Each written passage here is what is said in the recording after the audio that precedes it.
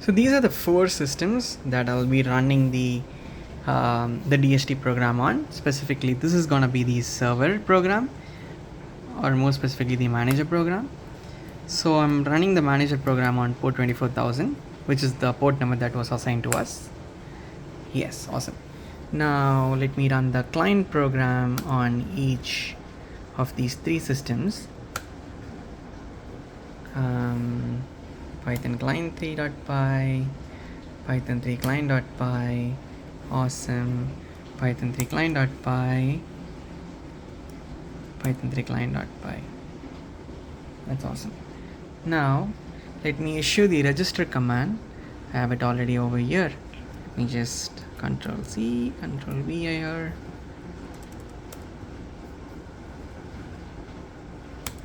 Yes, and the registration command P1 is being successfully registered. We can see in the logs of the manager.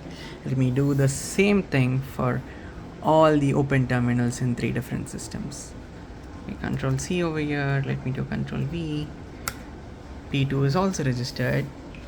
We do the real same thing over here. Control C, Control V. Even P3 is also registered.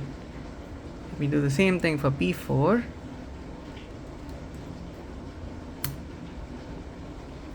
And we do the same thing for P5 over here. P5 is registered. We do the same thing for P6 real quick. Yes, you can see that P1 to P6 is registered with the manager. Now let me issue a setup DHT command like here, which basically means that P1 is going to be the leader of this DHT, and I need 5 random nodes out of the 6, and the year of the DHT is going to be 1996. Let me enter. Let's go to the manager. Manager says that it got a setup DHT request from P1 and it gave P1, P2, P3, P4 and P6 as a list of nodes, and then it also got a DHT complete command once the DHT is once the DHT was processed by P1. Now we can see that P5 is the one that was left out of this DHT. So let's use P5 to query the DHT for this particular ID to start with. So yes, now what did we get? The manager said that it got a query DHT command from P5, and the result of the query DHT was a success. Now let's go and look at the log file for P5 to actually check whether the data for this particular ID has been received or not, right? So ls, let's do an ls, and let's cat P5. Yes, we got a data. Sorry about the light. We got a data for this ID, and that's awesome. Now let's do the same thing for different IDs that was mentioned in the project document. So the second ID is going to be the same thing. Control C, Control V. The ID is going to be 2402920. Yes, now let's go and see the output. Awesome. So you could see that you got a failure response, which basically means that this particular ID wasn't present in this particular CSV, and which is right. I've checked that. So yes, now let's issue another command.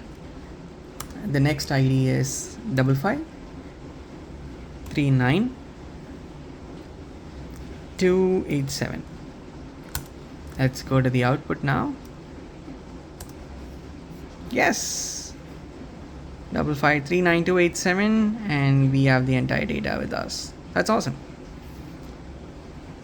Okay, Now let me issue the last and final query command, which is gonna be 55770123 times 1. Okay, awesome. It's gonna be failure, looks like it. Yep, it's gonna be a failure again because this particular ID wasn't present in the CSV file. Awesome. The next step is to select one peer in the DHT, issue a leave DHT command. So let's select P6 as the lucky one that's gonna leave the DHT. Yes. So let's go to P6. This is P6. I am right. Yes. So let me issue leave DHT P6. Looks right. Yes. That's it. Now let's head over to the manager code. So okay, awesome. Now let's see.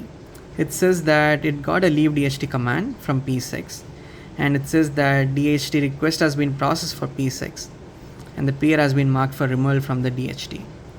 And it also got a DHT rebuild command from P6, which basically indicates that from the DHT P6 was removed, and the right neighbor of P6 in a circular loop is P1, and the P1 is the new leader of the DHT. So and it signals the manager that the DHT has been rebuilt with the new leader as P1.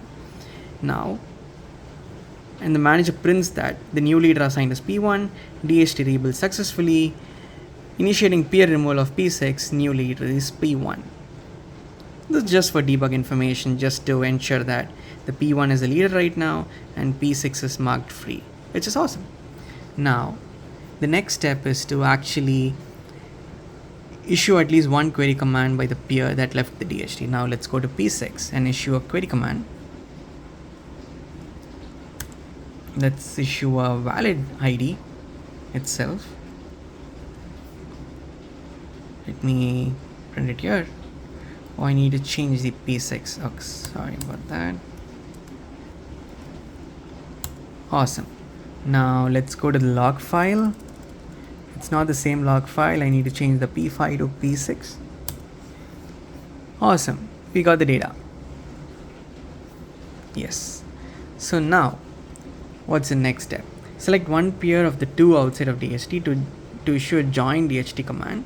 Then issue at least one query by the remaining peer.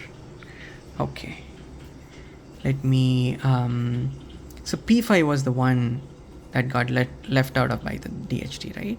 So now let me issue a join DHT command.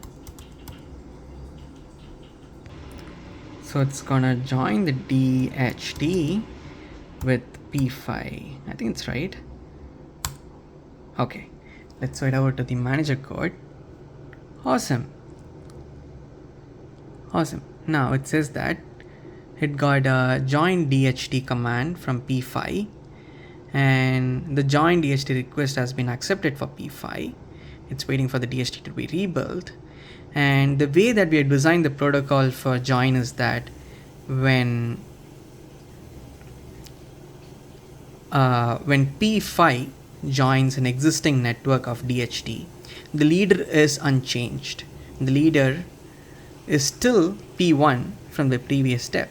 So that's why you can see that new peer has joined, no new leader, and the new peer is P5. If you see carefully, P1 is still the leader, but P5, the state of P5 changed from free to change to in DHT, which is awesome. Yes. Now what are they asking for? Select one peer of the two outside to join. We did this. Then issue at least one query by the remaining peer, which is again P6. Let's do the same thing. P6.